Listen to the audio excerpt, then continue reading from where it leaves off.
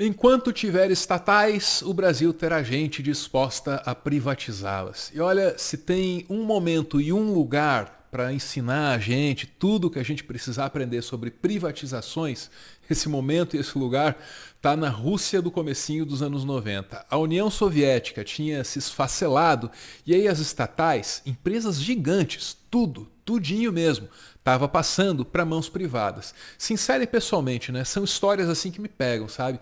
Eu sempre penso no caso da Elorg, que é a empresa estatal lá que produzia computadores e outros itens lá de tecnologia de ponta. É que a Elorg, ela é muito importante para a história do videogame. Foi nas dependências dessa empresa que um gênio chamado Alexei Pajnov produziu nada menos que Tetris. Talvez você já tenha ouvido falar desse joguinho. Fez um pouquinho de sucesso no mundo todo. Enfim, a Elorg, no final da União Soviética, era presidida por um cara chamado Nikolai Belikov. Aí foi privatizada e caiu nas mãos de quem? De um cara chamado Nikolai Belikov. É isso aí. O burocrata virou plutocrata. Meio que ilustra, né, o que rolou naquele contexto ali do final da União Soviética. Olha, eu sempre achei que essa fosse ser a história mais bizarra daquele período, daquele lugar, mas eu me enganei, viu? Fui ingênuo. Tem bem mais coisa. E eu descobri isso conversando com Jean Paul Prates, senador pelo PT do Rio Grande do Norte, que estava lá, naquele lugar, naquele momento, e tem uma história excelente para contar aí sobre os ônibus russos.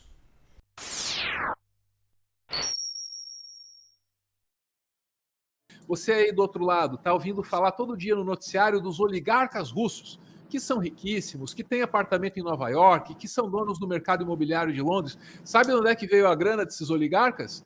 Do esfacelamento da União Soviética. Do Estado russo.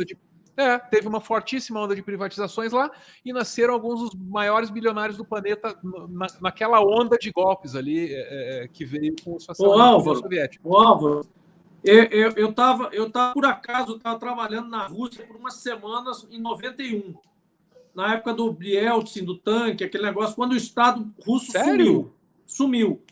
Sabe como é que aconteceu? Vou contar duas historinhas rápidas. Primeiro, cheguei no aeroporto, no guichê, tinha um russo lá, no guichê para trocar dólar por rublo. O cara tinha uma fila e ele fazia o preço que ele queria pelo câmbio. Eu já achei estranho. O cara com uma gravata e tal, ele fazia tanto.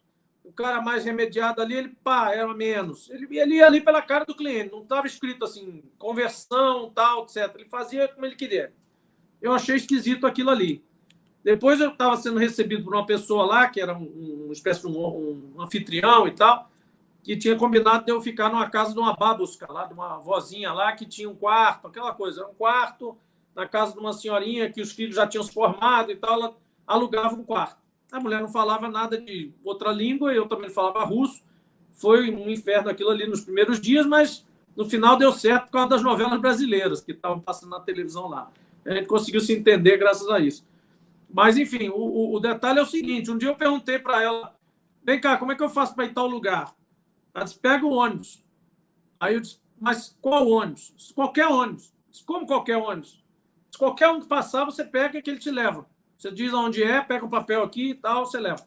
Eu disse, como funciona isso? Aí fui lá do meu anfitrião, falei, bicho, essa senhora está meio... que ela mandou pegar qualquer ônibus. Eu disse, mas é assim mesmo que está hoje aqui. Está desse jeito. Eu disse, como é assim?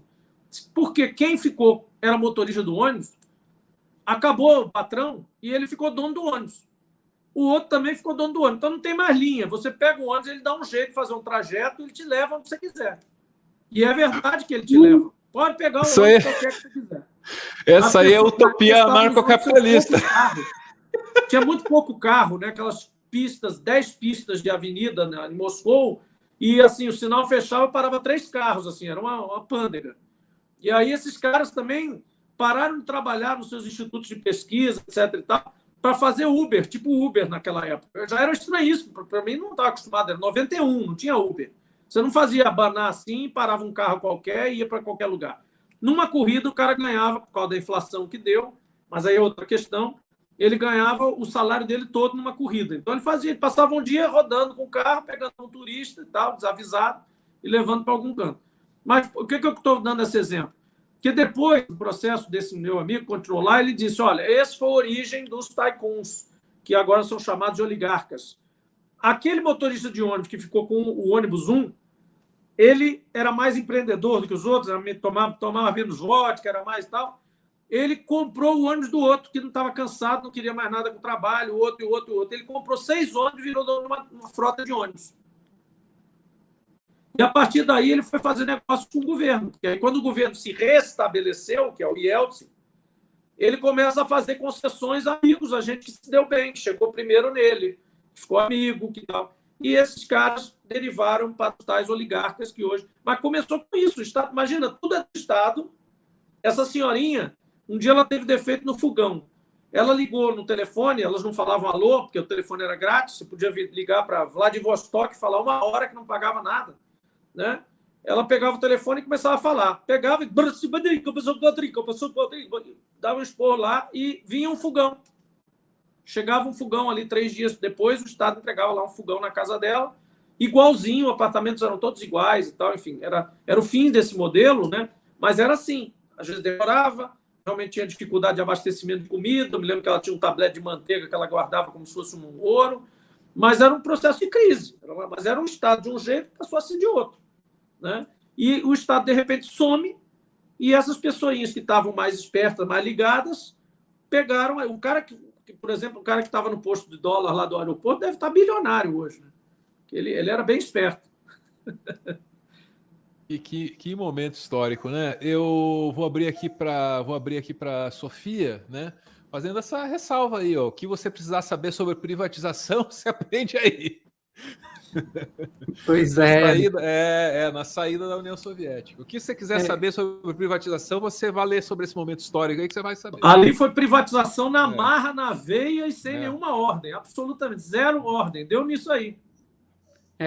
Eu lembro do conceito de acumulação primitiva de capital, né? Pensar União Soviética também acaba sendo um excelente exemplo. Normalmente o pessoal usa a Europa lá, os cercamentos como exemplo. Olha o final da União Soviética.